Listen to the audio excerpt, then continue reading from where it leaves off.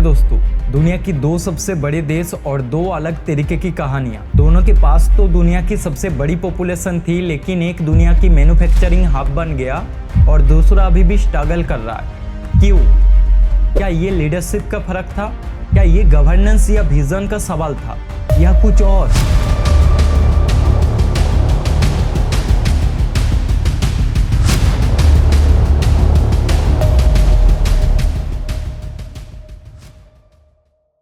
इस सवाल का जवाब सिंपल नहीं है। ये एक कहानी है जो शुरू होती है 1947 से। And the first anniversary of independence is celebrated at the historic Red Fort in Delhi. Pandit Nehru inspected a guard of honor as the Dominion standard was unfurled.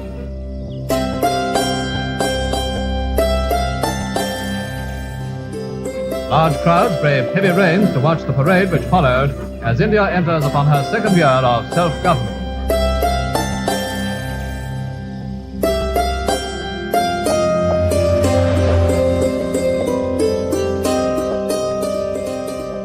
India और चाइना दो नए सूरज की तरह उगता हुआ देश था, लेकिन आज एक सुपर पावर बन गया और दूसरा अभी भी पोटेंशियल के साथ वेट कर रहा है। आज हम इस कहानी के हर एक पहलू को समझने की कोशिश करेंगे। 1947 में भारत ने आज़ादी हासिल की थी, लेकिन वो एक बिखरा हुआ मुल्क था। गरीबी, इलिटरेसी और कम्युनल टेंशन भरपूर था। 1949 में चाइना कम्युनिस्ट रिवॉल्यूशन के बाद एक ऑथोरिटेरियन रूल के साथ आगे बढ़ने लगा और लीडरशिप ने यह सबसे ज़्यादा इम्पैक्ट डाला।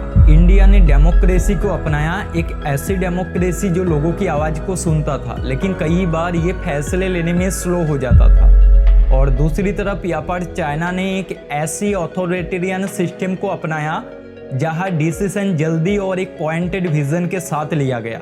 भारत अपनी इकोनॉमी फोकस को एग्रीकल्चर पे रखा, जबकि चाइना ने लैंड रिफॉर्म्स के बाद हेवी इंडस्ट्री पर अपना ध्यान दिया। इंडिया के पास एक डाइवर्स अप्रोच तो थी, लेकिन चाइना फोकस था अपने लॉन्ग टर्म विजन पे।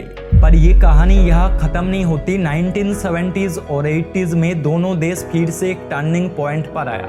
1980s के आसपास चाइना ने एक रेवोल्यूशनरी पॉलिसी अपनाई, डेंग सियाओपिंग की ओपन डोर पॉलिसी। उनका एम क्लियर था, ग्लोबल ट्रेड, फॉरेन इन्वेस्टमेंट और मैन्युफैक्चरिंग पावर हाउस बनना। जबकि इंडिया 1991 तक एक मेजर क्राइसिस का सामना कर रहा था और तब लिबरलाइजेशन की शुरुआत हुई।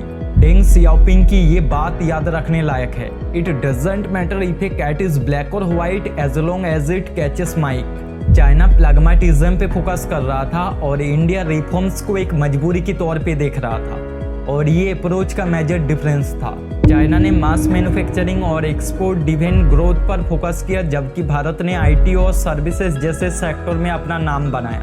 दोनों सक्सेसफुल तो है, बट इम्पैक्ट में जमीन आसमान का फर्क। एक और क्रिटिकल फैक्टर्स था इंफ्रास्ट्रक्चर और गवर्नेंस का। चाइना ने हाईवे, रेलवे और स्मार्ट सिटीज की डेवलपमेंट पर एग्रेसिवली काम किया। भारत में हर प्रोजेक्ट को ब्यूरोक्रेसी और रेड टेप का सामना करना पड़ता था। डेमोक्रेसी भारत की ताकत है, लेकिन डेमोक्रेसी की एक प्राइस होता है, स्पीड स्पेसिफिक होती है।